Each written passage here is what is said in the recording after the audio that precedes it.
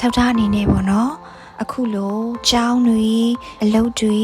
ဒေသအဖွဲ့အစည်းတွေမှာပေါ့နော်စိတ်ချမ်းသာရေးအတွက်အထောက်အပံ့စနစ်တွေကိုဘယ်လိုပုံမခိုင်မာအောင်တိစောက်တင်တယ်လို့ထင်ပါတယ်လေရှင်ဟုတ်ကဲ့ပါအလုံးနေရာတွေကျောင်းတွေဒီဒေသဆိုင်ရာအဖွဲ့အစည်းမှာစိတ်ပိုင်းဆိုင်ရာအထောက်အပံ့ပေါ့နော်စိတ်ချမ်းသာရေးအထောက်အပံ့လို့ဆိုဘာတွေဆောင်ရွက်လို့ရလဲပေါ့ကျမတို့အကိုလုံးကိုနံပါတ်1ကကြတော့အသိပညာလို့မြင်တယ်ပေါ့လေနော်ကျမတို့ဒီစိတ်ပိုင်းဆိုင်ရာဆိုတာဒီရုပ်ပိုင်းဆိုင်ရာလိုပဲအရေးကြီးယောဂတစ်ခုဖြစ်တယ်ပေါ့အဲ့တော့စိတ်အခြေအနေစိတ်ပိုင်းဆိုင်ရာဝေဒနာခံစားရလို့တယောက်ကလာပြီးပြပြရင်မင်းယူနေပြီလားဆိုတဲ့စကားလုံးတွေနဲ့စပြီးသုံးနေလူရှိရယ်ပြီးရင်ငါတို့ကဘလို့တော့တောက်ခံကြရတာနည်းနည်းအတူတူပဲအားကြောင့်မလို့တော့ခွင့်မြူနေဆိုတဲ့လူလည်းရှိနိုင်တယ်ဒါကျမကြားဘူးတဲ့တွေ့ကြုံရတဲ့ဟာတွေပြပြပါလေဒါလူတိုင်းကိုကျမမဆိုလို့အခုနောက်ပိုင်းကတော့တချို့ကျောင်းတွေမှာစိတ်ပိုင်းဆိုင်နဲ့ပတ်သက်တဲ့ဆွေးနွေးပွဲလေးတော်တော်များများထည့်ပေးထားကြရပေါ့လေအသိပညာတွေလည်းရှိလာကြပြီပေါ့လုပ်ငန်းခွင်တွေမှာလည်းထိုးနေလက်ကောင်းပေါ့လေနော်ဆိုတော့တကယ်ကြောင့်ကျမတို့အသိပညာရှိထားရဲဆိုရင်ကျမတို့ကသူတို့ရဲ့စိတ်ပိုင်းဆိုင်ရာတွေကိုကျမဥပမာဖြစ်ပေါ့စာသင်ကျောင်းမှာဆိုရင်ဒီကလေးကပထမပုံမှန်လိုက်နိုင်တယ်အဲ့ရနေပြီးရတယ်သူ့ရဲ့စူးစမ်းအားထုတ်မှုရောကြလာရဲဆိုရင်ကျမတို့ကဘယ်လိုပြောမလဲတခြားအဖြေရှာတာလည်းပါပေါ့လေနော်ဒါပေမဲ့လည်းစိတ်ပိုင်းဆိုင်အောင်လည်းထည့်ပြီးကြည့်ရမယ်ပေါ့သူ့အိမ်မှာဘာဖြစ်နေလဲကလေးရပေါ့နော်ပြီးနောက်တစ်ခုကကလေးတယောက်ကကျောင်းလာမှာကိုမလာချင်ဘူးအိမ်မှာပဲတော့ရှောင်နေခြင်းနဲ့အဲ့ဆိုရင်ကျောင်းမှာစာသင်တဲ့နေရာမှာကျွန်တော်ဘယ်နေရာမှာလွဲမှားနေတယ်ဒါလေးတွေကစစိတ်ပိုင်းဆိုင်နဲ့ပတ်သက်ပြီးကလေးတိုင်းအတွက်ကိုတက်နိုင်ကြပါတော့ထည့်သွင်းစဉ်းစားပေးဖို့လိုအပ်တယ်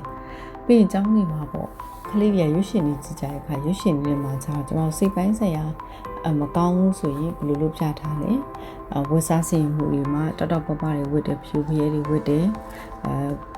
ဝဲကမလုံးတလုံးတွေဝတ်တယ်ခေါင်းမှာကြက်တောင်ကြီးထိုးတယ်ရှောက်သွားနေပေါ့လေနော်ဆိုတော့ဒီလိုမျိုးတွေပြထားတဲ့အခါကျကလေးတွေကတယောက်ကစိတ်ထဲချင်းနေမကောင်းလို့သူတို့သိရဆိုရင်သူတို့ကမြန်မာစကလုံးပေါ့အမတမ်းမှကျမမကြိုက်ဆုံးစကလုံးရှိရပေါ့နော်ယူနေရလားယူအဲ့လိုမျိုးသုံးနှုန်းနေတာတွေကိုလွယ်လင်းကိုသုံးနှုန်းကြရပေါ့ဒါကိုကျွန်တော်တို့ဆရာဆရာမတွေအားလုံးကလည်းဒီစကလုံးအသုံးနှုန်းတွေမသုံးဘူးအချင်းချင်းမနောက်ကိုဆုံးမပေးပြင်မှုလိုအပ်တယ်ကျမတို့ရွှေရှင်နေတဲ့မီဒီယာတွေမှာလည်းအဲ့လိုမျိုးကိုရှောင်ကျဉ်မှုအတွက်အမတမ်းမှလိုအပ်ပါတယ်ပေါ့နော်ဆိုတော့စိတ်ပိုင်းဆိုင်ရာဆိုတာကလူတိုင်းကြုံရတဲ့ရုပ်ပိုင်းဆိုင်ရာလိုပဲဒါကတာဘယ်လိုလဲတာမယ်တော့မဟုတ်ဘူးပေါ့လေနော်ဒါပေမဲ့လူတိုင်းဒါဟိုပေါ့နော်နေရာတကာမှာတည်တည်ချာချာ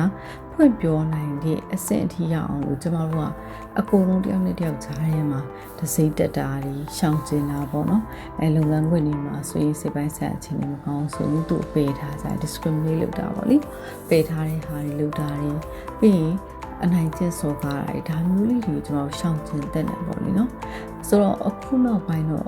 ကျွန်တော်တို့ဒီလို PFA training တွေကိုဆရာဆရာမတွေရင်တာမကဘူး managers တွေ HR တွေအားလုံးလာတက်ထားကြတယ်တော်တော်များများလာတက်ကြရပေါ့နော်ဆိုတော့ဘာပြော psychological first aid ကလည်းဒီတစ်ဖက်ကလို့ပြောလိုက်ရင်ဘယ်လိုမျိုးလေးနားထောင်ရမလဲဆိုတော့အရှိပိုင်းမှာကျွန်တော်ပြောဘူးသူလို့ပေါ့နော်ဘယ်လိုမျိုးဝေဖန်မှုရှိပဲနားထောင်ရမလဲဆိုတော့ဒီလည်းနေကိုသိချသင်ပေးထားတယ်ပေါ့ပြီးတော့ကျမတို့ communication အတွက်ကိုအားလုံးကတိုးတက်အောင်ကြိုးစားရမယ်ပေါ့နော်ကျမတို့အခုခေတ်ဆိုရင်ကလေးတွေကိုရိုက်တဲ့ခေတ်မဟုတ်တော့ဘူးဆက်ဆံရတဲ့စုံမပဲပြင်ပြီးရနဲ့နားဝင်အောင်ပြောရတဲ့ခေတ်ဆိုဘယ်လိုမျိုးလေးနားဝင်အောင်ပြောမလဲဘယ်လိုမျိုး communicate လုပ်မလဲပြီးရင်စိတ်ပိုင်းဆိုင်ရာခံစားနေရဝန်ထမ်းတယောက်ကိုအထက်ကလူက regular check-in ပုံမှန်လေးဝင်ပေးနေဖို့လိုအပ်တယ်။ဘာလို့ဆိုတော့သူက therapist တွေကောင်ဆလိုင်းတစ်ပတ်တစ်ခါမှတွေ့ရမယ်။ဒီလုပ်ငန်းခွင်ကအကြီးကျယ်နေနေတွေ့ရမယ်။အဲ့လို check-in ဝင်လာတဲ့အခါမှာလေတစ်ဖက်ကလူခံစားခအောင်မဟုတ်ဘဲနဲ့သူ့အတွက်ကိုရှိနေပြီးပါတယ်ဆိုတော့အရှိမပြောဘူးလို့ safe space လေးတစ်ခုဖြစ်အောင်ဖန်တီးပြီးဖို့လိုအပ်တယ်။လုပ်ငန်းခွင်လေးကို safe space လေးဖြစ်အောင်လုပ်ပြီးတော့ပိုကောင်းတာပေါ့နော်ပြီးရင်ကျမတို့က boundary setting education ကိုခေါ်တာပေါ့နော်ဘယ်လိုပြောမလဲဆိုရင်ကိုယ့်ရဲ့ energy ကိုယ့်ရဲ့ပေါ့စိတ်ပိုင်းဆိုင်ရာစွမ်းရည်ဒီမကုန်ဆုံးအောင်လို့အချိန်လေးဘယ်လိုမျိုးသုံးချရမလဲဒီလိုမျိုး boundary setting လေးဘယ်လိုထားရမလဲ yes ဆိုရင်အချင်းဒီပေါ့သိကြတဲ့အရာမျိုး yes လို့ပြောပြီးရတယ်ကိုလုံးဝမလုပ်နိုင်တဲ့ဟာတွေဆိုဘယ်လိုမျိုး no လို့ပြောရမလဲ ပြီးသွားရင်ကျွန်တော် stress management တွေ burnout prevention တွေ workshop လေးလည်းလုပ်ပေးဖို့လိုအပ်တယ်ပေါ့လေနော်နောက်တစ်ခုကကျတော့ peer to peer support networks လေးပေါ့နော်ဟိုဒါတော့ကျွန်တော်ငယ်လေးရလည်းရှိပါတယ်ဆရာမတစ်ယောက်မှာဆိုရင်ဒီကျောင်းသားတစ်ယောက်မှာဆိုရင်ဆရာမတစ်ယောက်ရှိတဲ့ဒါမှဆရာတစ်ယောက်ရှိတဲ့ခါရီယံပုံစံမျိုးလေးပေါ့လေနော်အဲ့လိုပဲလုပ်ငန်းခွင်မှာလည်းဟိုသူ့ရဲ့အကြီးနဲ့သူ့ရဲ့လောင်းရည်သားနဲ့ဒါမှမဟုတ်ဘယ်လိုပြောမလဲအဲ့လုပ်ငန်းခွင်တွေကနေတစ်ဆင့်ပေါ့နော်သူတို့ကဒီစိတ်ပိုင်းဆိုင်ရာပညာရှင်တွေကိုခေါ်ပြီးရနေဆွေးနွေးခိုင်းတဲ့ဟာမျိုးလေးလည်းခုနပိုက်တော်များလေးလုပ်လာတယ်ပေါ့နော်ဆိုတော့အဲ့လိုမျိုးလေးလုပ်ပြီးခြင်းအားဖြင့်ကျွန်တော်တို့ကဘာလဲဆိုတယောက်နဲ့တယောက်နဲ့တကယ်ကိုအထောက်အကူဖြစ်တယ်ပြီးသွားရင်ဒီတယောက်ကပြောသူများကိုလည်းစိတ်ပိုင်းဆိုင်ရာမှာဖြစ်ပျက်သမျှအားလုံးပြပြသမျှအရာအားလုံးကိုလည်းကျန်တဲ့လူတယောက်ဝေဖန်မှုရှိဘူးတစိတ်ကချင်မရှိဘူးသူပြောသမျှကိုလည်းတစ်ဖက်မှာပုံဝဲချင်မှာပြန်ပြီးမပြန့်စီဘဲနဲ့သူ့အတွက်တကယ်လိုအပ်တဲ့အကူအညီတွေကျွန်တော်ပေးနိုင်နေဆိုရင်တော့အဲ့လိုမျိုး system လေးထားလို့ရတယ်ပေါ့လေနော်ဆိုတော့ဟိုတချို့ဒီကုမ္ပဏီလုပ်ငန်းကြီးတွေဆိုရင်ကျွန်တော်တို့ဘာပြော counselor တွေကို project ပုံစံမျိုးတွေအပ်တယ်စာချုပ်တွေချုပ်ပြရတယ်ခေါ်ရရဆာရှိရပေါ့လေနော် employee assistant program ဆိုပြရတယ်ဒီမျိုးလေးလုပ်ပြရလည်းရှိပါတယ်ပေါ့နော်ဆိုတော့ဒီလိုမျိုးဒီ organization မှာ counselor ဒါမှ therapist တယောက်ကိုဒါမှအဖွဲ့အဲ့လိုမျိုးအဖွဲ့ပေါ့နော် mental health support group တွေကိုချိတ်ဆက်လိုက်တဲ့အခါကျတော့ကိုယ်လုပ်ငန်းဝင်နေမှာရှိနေလူအားလုံးရဲ့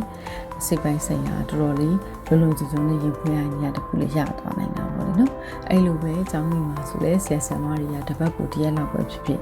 ခလေးတွေမှာစိတ်ပိုင်းဆိုင်ရာလေးနည်းနည်းလေးပြဿနာရှိနေရင်စိတ်ဖိစီးနေတဲ့ကလေးလေးတို့ဒီတဲ့အချိန်ပြီးစကားပြောပြရမျိုးပေါ့နော်အလုပ်တွေစီကံတွေဒါတွေအပြင်ပေါ့လေကျမတို့ကကိုရီ master လို့ကိုလိုရမယ်ဆိုရင်စီကံတွေ street ဖြစ်တဲ့အရာတွေအပြင်ပေါ့နော်သူတို့လည်း support ဖြစ်တယ်ဆိုရင်ဟာလေးကိုလည်းသူတို့ခံစားအောင်လုပ်ပြီးတဲ့ခါကျရင်ကလေးတွေရောဒီအလုံးလုံးတဲ့လူကြီးတွေရောအားလုံးကပျော်ရွှင်တဲ့ဒီလုပ်ငန်းခွင်ဒီကြောင်းကိုတက်ရောက်နိုင်ချမ်းမှာဖြစ်ပါတယ်ပေါ့လေနော်ဟုတ်ဒေါက်တာအတွက်နောက်ဆုံးမေးခွန်းလေးတစ်ခုပေါ့နော်ဒေါက်တာကလူအများကြီးကိုစိတ်ကျန်းမာရေးနဲ့ပတ်သက်ပြီးတော့စိတ်ကျန်းမာရေးပြန်လဲကောင်းမို့အောင်နည်းလမ်းကောင်းနေပေးတယ် supporting နေပေးတယ် counseling နေအများကြီးလဲတစ်ဖက်မှာလုပ်ပေးနေနေပေါ့နော်ဒေါက်တာကိုဒီ mental well being အတွက်ပေါ့နော်ဘယ်လိုမျိုးပြန်ပြီးတော့ဂရုစိုက်တွေရှိလဲမသိဘူးရှင်ဟုတ်ကဲ့ပါဒီမိကုန်းလေးကတော့ကျွန်မအတွက်ပေါ့လေနော်အမမီဘီကွန်လေးလည်းကောင်းတယ်ဘာဖြစ်လဲဆိုတော့ကျမတို့ဒီစိတ်ပိုင်းဆိုင်ရာပညာရှင်တွေအားလုံးဒီသူတစ်ပါးကိုကျမတို့ကဂရုစိုက်ပေးကြရပေါ့နော်ဆိုတော့ကိုယ့်ကိုယ်လည်းဘယ်လိုမျိုးပြန်ဂရုစိုက်မလဲပေါ့ဆိုတော့ကျမတို့ပုံမှန်အားဖြင့်ကကြတော့ကျမ self compassion ကောင်းလုပ်တယ်ပေါ့လေဆိုတော့ကိုကျင်လာတယ်ကိုဂရုစိုက်ပေးတယ်ကိုမေတ္တာတရားအပြည့်ထားပြီးရယ်ဆိုတော့ကိုအဲ့လိုမျိုးထားပြီးတဲ့အခါကျတော့ကိုလုံးနိုင်တာမလုံးနိုင်တာတွေလည်းပိုပြီးသိလာတယ်ကျမတစ်ပတ်ကို client မနေရောက်နိုင်လေကျမလုပ်နေအလုပ်ဒီကျမကိုဘလောက်တောင်ဘန်တော့ဖြစ်စီနေပြီလေဒါမျိုးကြီးအားစားကျမကိုပြန်ကြည့်ရရပေါ့လေနော်ပြန်လဲအမြဲတမ်းသုံးသပ်ရတာပေါ့ပြီးရင်ကျမတို့ကသူများပြောတဲ့စိတ်ပိုင်းဆိုင်ရာအရာတွေအားလုံးကျမတို့စုပ်ယူထားတာပေါ့လေဆိုတော့ကျမတို့စကားလေးတစ်ခုရှိကိုတိန်နာခိုင်ဖို့လိုအပ်တယ်ပေါ့လေနော်ဆိုတော့ကိုတိန်နာခိုင်တာလဲခိုင်ရတယ်ပြီးရင်ဒါပေမဲ့လည်းဘယ်လိုပြောမလဲအဲ့ကိုတိန်နာသူများပြောသမျှရဲ့အားလုံးထိမ့်သိမ်းထားတဲ့ကိုတိန်နာသည်ကိုယ့်ရဲ့အတွင်းထဲမှာရှိရဲ့စိတ်ကိုအများကြီးသွားပြီးထိခိုက်စေသလားဆိုတာမျိုးလေကျမတို့ပြန်ကြည့်ရတယ်ဆိုတော့ကျမတို့ကများသောဖြစ်ကတော့client တွေများတယ်ဆိုရင် mindfulness တွေကျမလုပ်တယ်ပေါ့နော်များသောဖြစ်ကျမ grounding လောက်ကိုလုပ်တယ်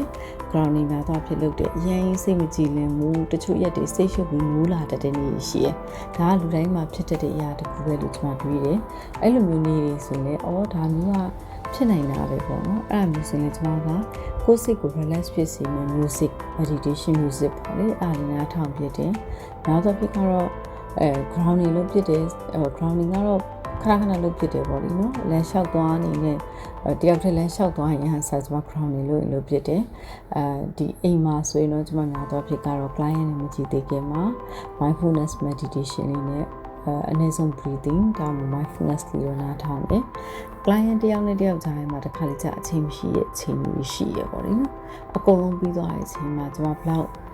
ကျမရဲ့စိတ်အချိန်ကြီးက ကျွန်တော် temperature တိုင်းသလိုပဲပေါ့နော်ကျွန်မရဲ့ mood skill ကိုကျွန်မပြန်တိုင်းနေဒီလိုမျိုးလေးနဲ့ကျွန်မကိုယ့်ကို view စိုက်ပြီးရပေါ့ပြီးသွားရင်ကျွန်တော်တို့ရဲ့ boundary ပေါ့နော်ကျွန်တော်လုံးနိုင်တဲ့ဆိုတော့ပြောလို့ limitation တွေ boundary တွေကိုသိရမယ်ကိုယ့်ရဲ့ဘဝမှာရှိနေတဲ့ role တွေကိုလည်းကိုသိဖို့လိုအပ်တယ်ကျွန်တော်တို့ counselor supporter ဒီလို role တွေမဟုတ်ဘူးပေါ့နော်ကိုယ့်ရဲ့တခြားသော role တွေရှိရင်